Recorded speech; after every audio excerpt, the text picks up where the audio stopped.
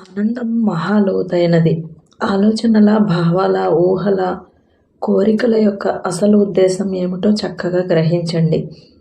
అవి విత్తనాల వంటివి. కాస్త లోపలికి చూడండి. మీరు ఇప్పుడే, ఇక్కడే అంటే ఈ క్షణంలోనే ఎందుకు ఉండలేకపోతున్నారు?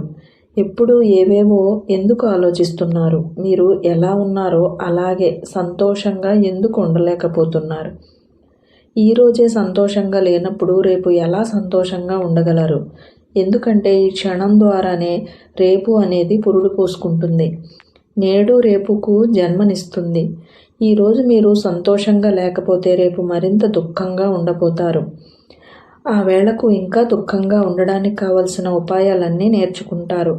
ఈ వేళలో మీరు ఇదంతా చేసుకుంటూ రేపటి మీద ఏవేవో ఆశలు పెట్టుకుంటారు. ఇది ఎలా అవుతుంది?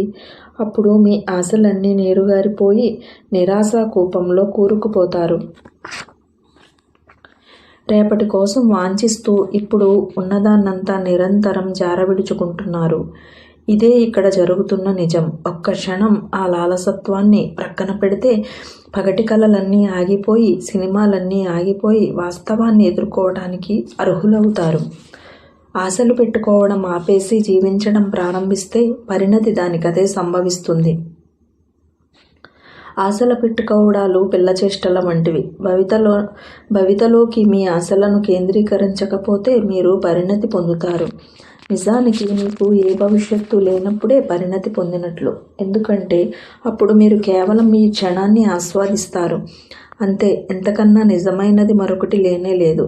గతంలో మతం అప్పుడప్పుడో జరిగిన దాని గురించి మాట్లాడుతూ ఉంటుంది. అవన్నీ పరిణతి పొందని మతపు రోజులు. నేటి మతం ఈ క్షణం గురించి, ఇప్పుడు ఇక్కడే ఏంటి అనే దాని గురించి మాట్లాడుతుంది.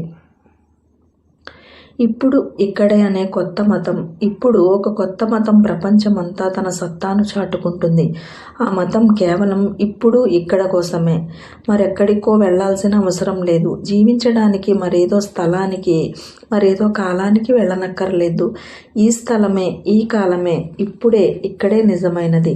జీవితం ఈ క్షణంలో మరింత గాఢతను సంతరించుకోవాలి.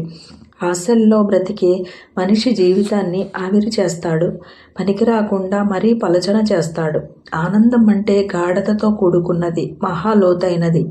ఆశలను వదిలేసి గాఢంగా జీవించండి. ఆశలను వదిలేయండి అని నేను చెబుతున్న దానికి అర్థం ఏమిటంటే భవితపై బెంగ వదిలేసి ఈ క్షణాన్ని గాఢంగా, సంపూర్ణంగా జీవించమని. అప్పుడే మీకు ఓ కొత్త మలుపు, మార్పు కనిపిస్తాయి. మీకోసం కాలపు గుణంలో మార్పు వస్తుంది. అది మీకు శాశ్వతమైపోతుంది. అప్పుడు ఆశలు ఉంచుకోవడంతో పనేంటి? మీరు ఇంకేదో కొత్తదాని కోసం ఆశపడరు. మీరు ఏదైనా ఆశిస్తే అది పాతదాని కోసం మాత్రమే. ఎందుకంటే అది ముందే జరిగిపోయింది కాబట్టి. దాన్నే మీరు ఇక్కడో అక్కడో ఏ చిన్న చితక మార్పులతో ఇంకా కాస్త అలంకరించుకుంటారు. కానీ ఆశించడం అనేది ఇంచుమించు గతానికి సంబంధించింది. మీరు ఏదో ఒకటి జీవించారు, ఏదో ఒక అనుభవం గడించారు. మళ్ళీ మళ్ళీ కూడా దాన్నే ఆశిస్తున్నారు. అదొక పునరావృతం, అదొక వలయం, అదొక భ్రమణం.